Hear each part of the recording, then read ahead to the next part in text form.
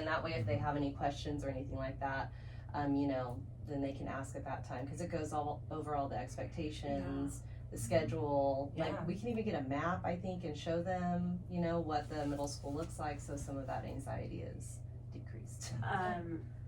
Going back to the small groups as well, I think I like that, because then you can ask them, what are your interests? What is something that you're looking forward to? And so what we started doing, it's a bit different on my other school site because our middle school is connected. Yeah. Some of my girls that are kind of losing motivation and just have nothing else to look forward to. Cheer is over, there's nothing. Some of them are really interested in band and color guard. So we started kind of telling them, like, these are the expectations for color guard and band. This is something to look forward to. I showed them videos of what band reviews are. I said, but keep in mind during tryouts, they're still going to look back at your discipline and they're going to see. So that's been really motivating for them. Some are really into softball, baseball. That's also been really motivating for them as well. So, maybe we could even get a hold of some like students that went here last year, and they could like take a little video or something of like how they've really been successful. Because I know we have a handful of students. I mean, not handful, but students who maybe have had a hard time here in 6th grade, but like they've overcome a lot of challenges. They're doing really well in middle school. So maybe even like a little video or clip that they could like, hey, Gracie. And it is interesting that it is our African American population that seems to be like flagged as having the most issues with the transition right now for some reason, because that's where all of our discipline is coming from right now, as far as like, even 100% of our discipline has been on the playground until now. Now it's in the classroom too. Yeah. And now it's disrupting in class and doing all these things, and it's all just circles that population. And so just trying to figure out, I think that the small group would be great. I think the integration of the middle school, creating some comfort, and I think reaching out from students that they know. And then they are like, oh, I forgot that person's there. I know them. I think that all of that, I think that would be really helpful. And I think if we can implement that within our check-in, check-out process, maybe we'll get more buy-in again. And if we can do that as a group, maybe our check-in, check-out isn't just, behavior one-on-one, maybe it's also supportive. And so we can do a check-in, check-out support group, just how are we all feeling today? How can we support each other?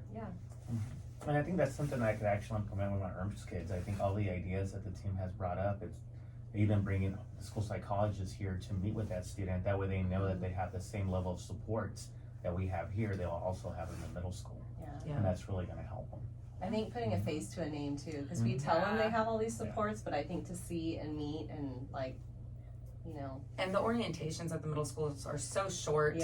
And it's students that are giving the tours, and it's just like wave, wave, wave. And then by the time you leave, they're like, wait, so which classrooms would be mine? And there's just no, it's just very, and then you get back in there and they have questions, and it's like, oh no, you can go now. And they're like, but now that I've seen it, I have questions. And there's no linking it together, and so I think that'd be really good.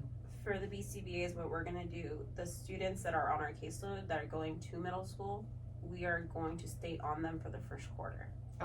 And I think once I told our friend, or one that's having a hard time, that I'll be going with him, he's like, okay, I have that safe person back on campus again. So at least I'll be able to kind of take care of that and sort of get them back integrated into that new environment. With all of this going on, do you guys still feel like check-in, check-out is the best way to continue to implement and go with? Perfect. Yeah, no, I agree. I think it gives everyone a home base. I think it's great. It's just finding for our older kids where their home base can be, since we know that we've done the next grade level teacher for everyone else. I want to see your guys' thoughts. Something I want to try with the check-in, check-out training for next year. I know we have like Behavior Cafe and we have the PDs, but sometimes teachers can't make it. So I want to grab that information, especially for the trauma-informed ones, and do the presentation at the staff meeting. I think that would be a good idea. And I also want you to come in and give a staff meeting on all of your resources and everything that are available. Definitely. I think that we just need to have more speakers at our staff meetings next year for more supports. All right, that sounds good. Any other comments, questions, concerns? All right, so then we'll move forward with integrating more stuff in our check-in, checkouts to be able to align the middle school and create more support for our